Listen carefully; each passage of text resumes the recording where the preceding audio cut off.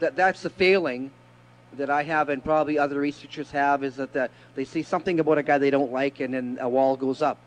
But I think that's the thing. I mean, we have to be open, because a lot of times, and it's funny because there are certain people who, I'm not going to name any names, but there's certain people out there who are probably ultimately disinformation artists. Oh, you're speaking about Gary Mack then? Well, no, and that's a complete disinformation artist. I mean, people who. No, I'm trying to put words in your mouth, right? Because I love talking about Gary Mack and the sixth floor. Oh yeah, no, that's junk. But there are people who can do useful things and produce useful information.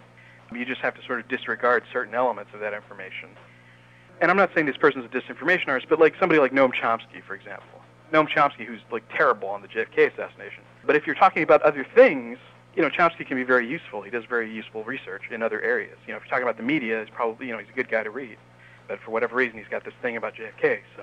Yeah, and that's funny, because I remember some letters between Vince Landry and Fletcher Prouty where they made reference, they called him Chomsky.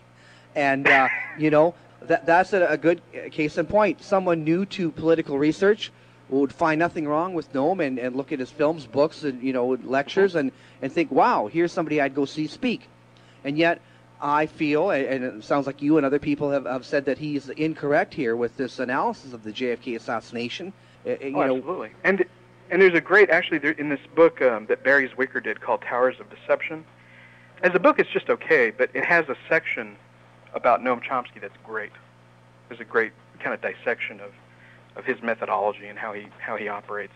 But again, that's not to say that some of his books aren't good and that some of that stuff isn't useful. I think Seymour Hersh is like in the same category. Like, Hersh is just awful when you're talking about JFK. It's very difficult to trust him on certain issues, but on the other hand, there are reports that he's done that I think have been positive and useful on other subjects. To name one, he did have that article come out about Dick Cheney and sure. death squads and things like that. And the death squad came from Hersh, right? Yeah, exactly.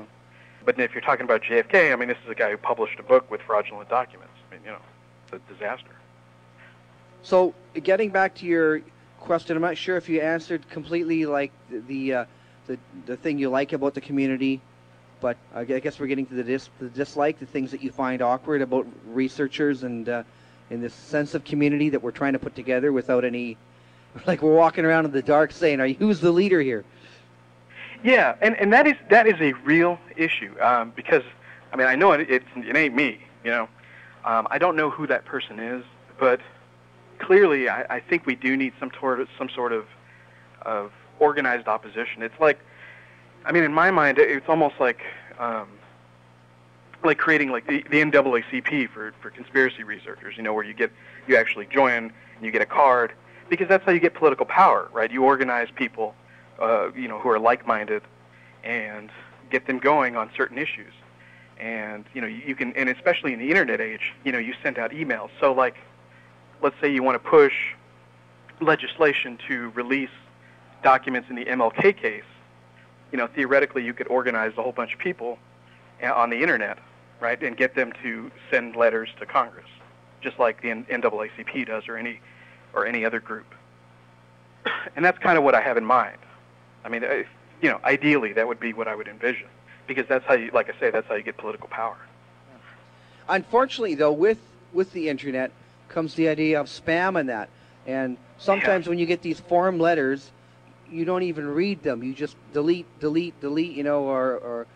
so if all of a sudden they're getting 20,000 letters in 3 days to some congressman or somewhere, they might just think, well, this is fraud. Half of these people don't exist. Just forget about it.